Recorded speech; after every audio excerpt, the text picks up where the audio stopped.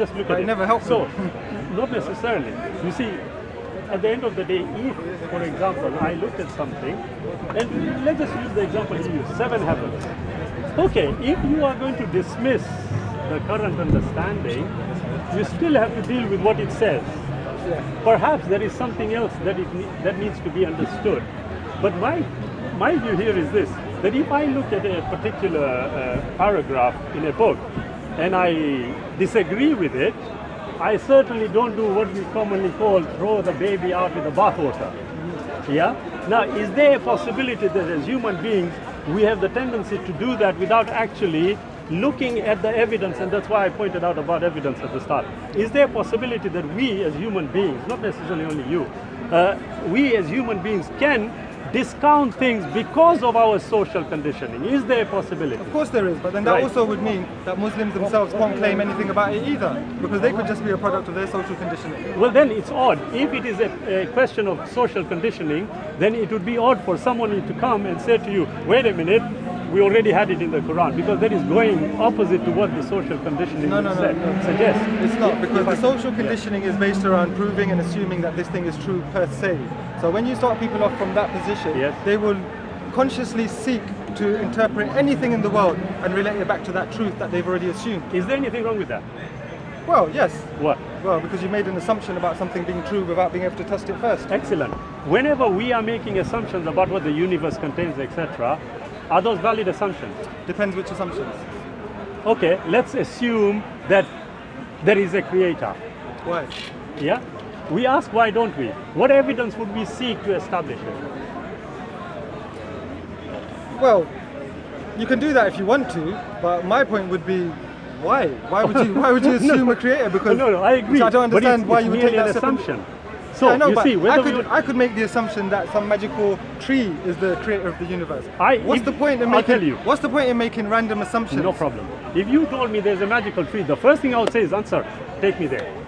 Let's have a look at this. So take me to your God. Take me to Allah. 1 second, I'm coming to that. You see, magical tree, yeah? You have attributed a limitedness to it. Yeah? What? No?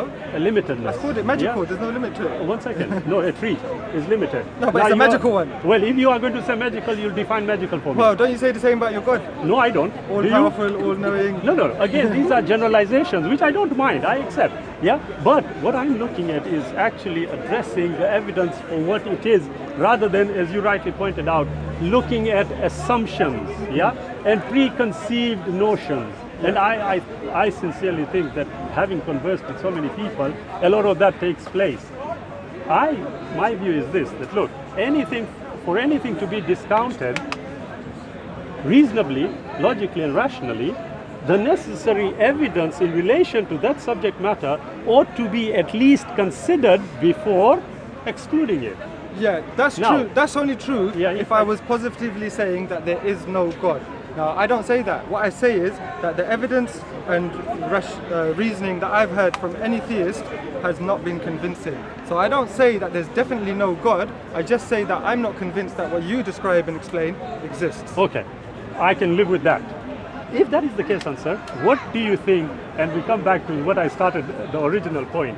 So what, in your estimation, is the yardstick you would use to require the necessary evidence to establish it for a creator? I don't know. Okay, so if we don't know, can we discount anything? No. So we should still consider everything? Yeah. Including all the scriptures that you have discounted already? No, I just say that they're very unlikely to be true. Ah, excellent. Why? But because they're just full of contradictions and they say silly things and they're quite immoral and they're quite and to me it looks that they're quite obviously written by human beings in a human language at a time in a human place. No problem. So I think that is much more a better explanation than inventing a magical dimension and a magical agency that does this weird stuff. Right.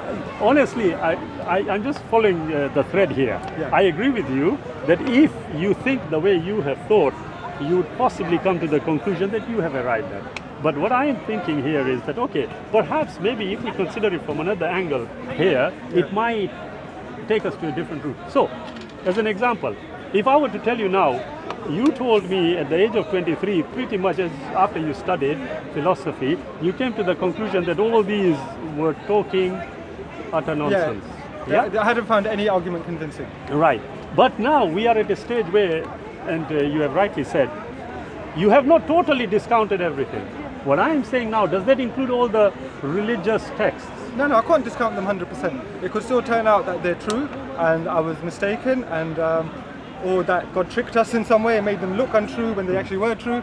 All these things are still technically possible. Excellent. But what is the yardstick you are going to use to establish whether they were true or not? When you say yardstick, this is a tricky one, because when you talk, I can give you a yardstick for a physical process, and I think this is likely to happen because my yardstick is evidence or statistics or some sort of physical thing. When you're talking about a magical dimension, how can I know what yardstick to use? Actually, I never even talked about a magical dimension. I talked about the text, and they are not magical. Right. They are physical. We can actually assess them. Yeah, the text is simple. So, if the text were borne out by scientific experimentation, meaning that everything they say is 100% proven by our scientific progress, I find that very convincing to suggest that these texts had all this information that we only found out hundreds of years later through other types of experimentation. That would be very convincing, but the fact is that's never happened.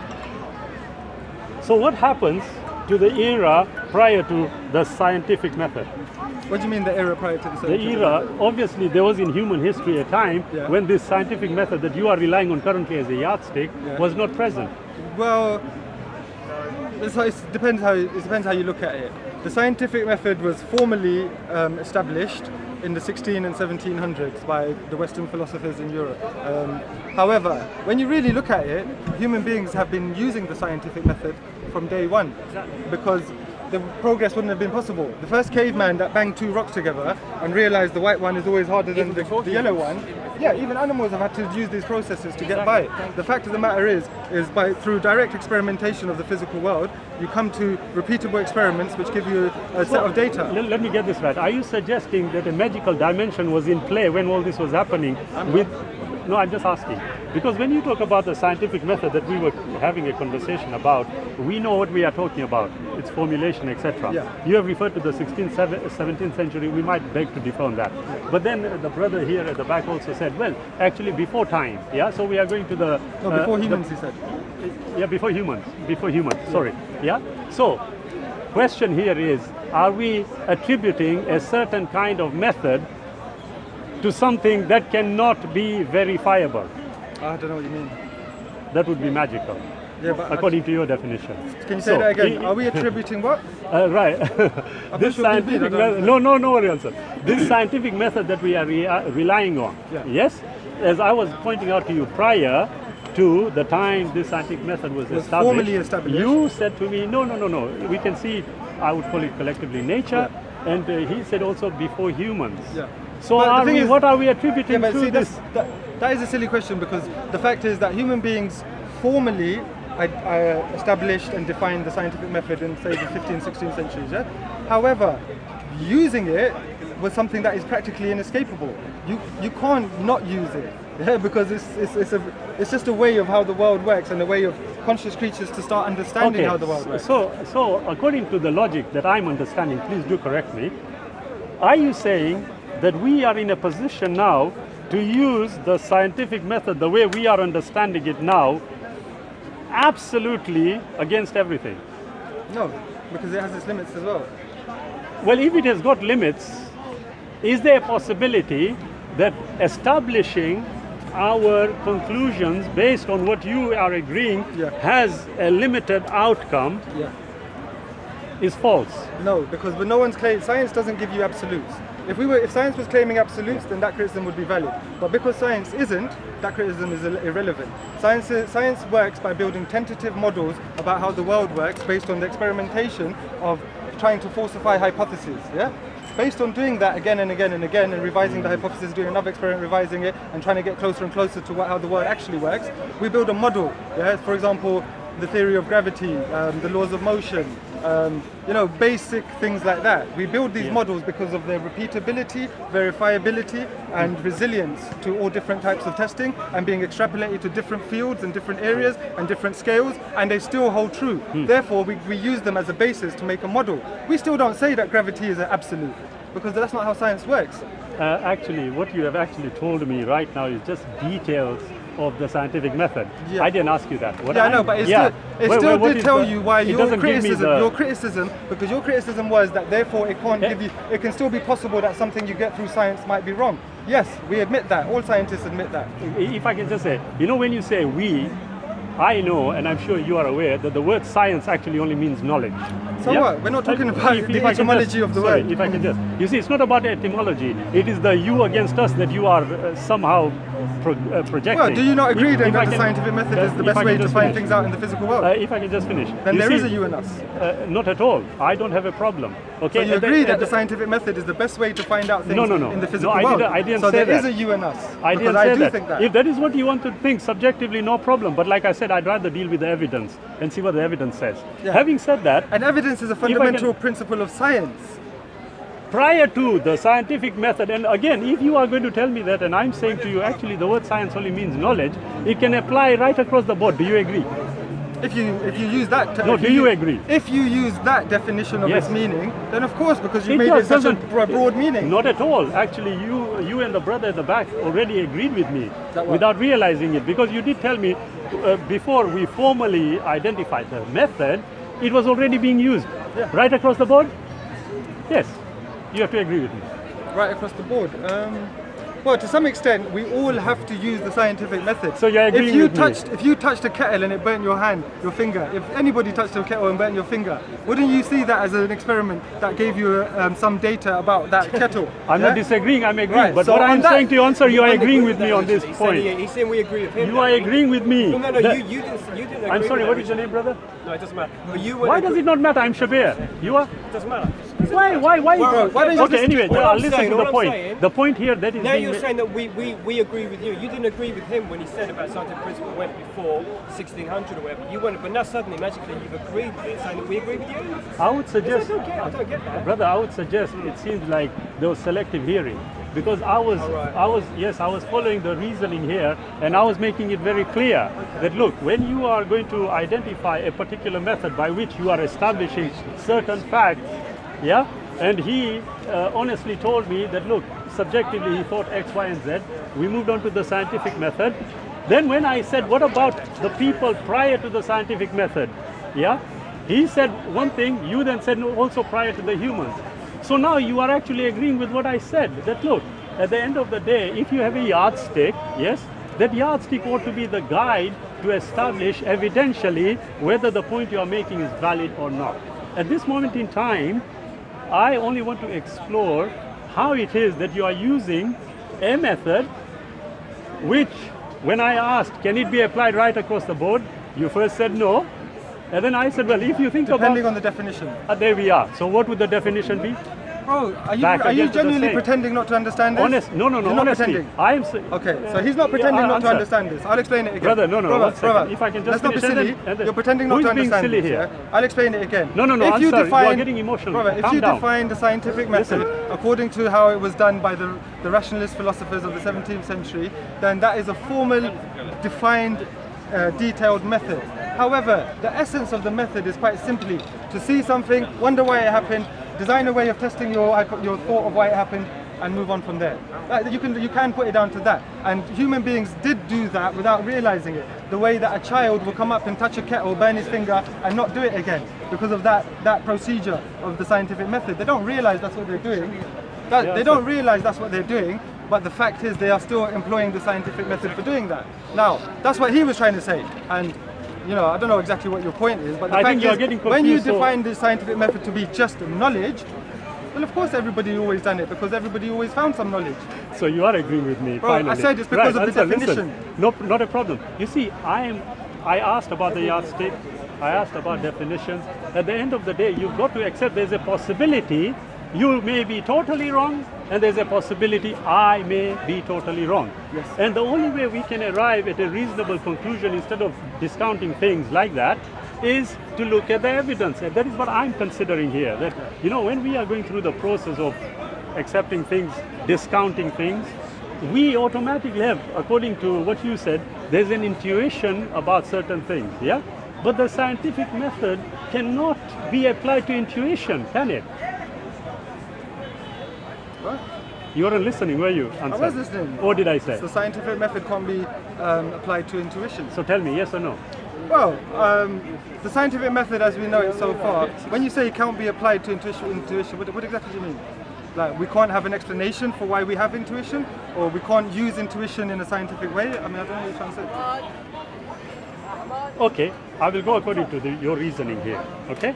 Intuition, you used the word intuition. You said, you know, my intuition told me. Yeah, when I asked about the yardstick.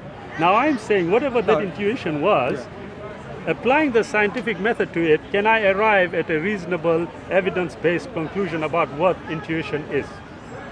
About what intuition is? Yeah, because you used it as a yardstick. No, I said that was one aspect of why I became suspicious. Okay, one of Islam. aspect and of a yardstick. And there was more than that, which is my life experiences and me comparing with other people. Yeah, it wasn't just that. Yeah. But if we can just deal with this issue. Right, yeah. So with intuition, I would not say that I could scientifically disagree with Islam being true based on my intuition. That's a biased, subjective, opinion-based view, and I wouldn't have used that on its own as a reason to discount Islam. So are you saying, in the affirmative, that you can't apply the scientific method to intuition? No, I don't know about that. I don't think I'm in a position to be able to tell you for sure. The way I see it is that intuition is an aspect of human behavior, human psychology. There are scientific explanations for why we have it, but I don't think that's what you're asking about. What are the scientific evolution. explanations? Through that is a characteristic developed over evolution because it has survival traits. Intuition? Evolution, yeah. Intuition is as a result. Well, I mean, yeah. Where did you read that? Well, that's the best explanation I could think of. Where did you get this explanation? I'm not trying to be picky, I'm just saying because... well, this is the thing, is we don't know how to test for intuition, but knowing that it gives people a survival value, meaning that, do you think intuition is something that is totally based... I just want you to answer it first. Is intuition separate from your senses? Let's get over that. Because this is the thing. This is the thing. Because intuition, some people say it's some magical way of knowing that someone's looking at you or knowing if someone's going to try and stab you, some crap like that. Yeah. Now, the scientific. Is that what you accept? The scientific explanation of how intuition works is that our brains and our senses are far more in tune with the world than we actually think most of the time. We smell things, see things, the tiniest little movement, the look in somebody's eye, maybe a little shadow movement, and we call a lot of those behaviors that we react upon as intuition because we're not in tune with every little thing that our brain is picking up. Frankly, Ansar, you are really making the admission you don't know. So? Okay, let's move on. It was easier, so we can move on. Yeah, but I told you how I'd think of it at the moment. No. I can't know that for sure. No, I did ask you that when you said intuition, well, through evolution, and when I tried to push it forward, you tried to take it away. I don't mind. Take it away where? Didn't I just give you an evolutionary explanation? And wasn't that an evolutionary explanation for intuition? I'm here, yes. Yeah. You see, what was an evolutionary explanation? That we developed this intuition because it has a survival... what did you say? Survival? How do you say it? A survival benefit? Okay, let's go for that. Survival benefit. How do we evidentially establish that? We don't. Thank you. Okay, now if we can't, the point I'm making is just going back to the original point that me and you were starting off with. You see, at the end of the day, if I confidently am asserting a certain position, and when I'm looking at the details, I come across every 2-3 questions, and I say, well, I don't know, I'm not sure, I don't know, I'm not sure. On what definitive basis can I hold my position? Yeah, and that's like I said to you near the beginning, is that we don't claim to have absolute. Who is we? It's the scientific explanations for the world. The naturalistic. Are you talking human beings? No, the naturalistic explanations for the world that I refer to most of the time. They don't claim to have an absolute explanation. Yeah. So of course there's a possibility that there's some bits that we don't understand, some bits where we get to and we say, yeah, but we are working towards understanding them, and at the moment we have to say we're not sure yet. There's millions of theories for that particular aspect. Now, if you use our inability to define or explain intuition as a way of rejecting evolution, as one example of rejecting evolution, I don't think that's really relevant because that's a tiny little thing. Brother, how did you conclude that I'm... No, Ansar. It seems like you have got preconceived notions here and you are projecting them on me. I don't mind, that's up to you. But I never once discounted evolution, and you automatically... I can understand why... Can we just see what Sorry, your point, what is the point you're trying to I make? can automatically see why you are discounting many things without actually considering the evidence appropriately. But that's yours, yeah? At the end of the day... What's your point again? You missed it again. No, okay. what is the I'll whole tell, I'll tell you what point? it is, What is the Ansar. whole point? No, respectfully, I just want us to understand where we are coming from. Yeah. All I wanted to know was that when you made such affirmative statements, Like what? and then if I can just finish. Well, Yeah, which affirmative statements of why you left Islam. Yes, one automatically assumed you looked at the evidence rather, and all you have told me, well, actually not necessarily, but I did come across certain things, and then you suddenly introduce the word magic. Every time you disagree, you use the word magic. Okay. And to me, it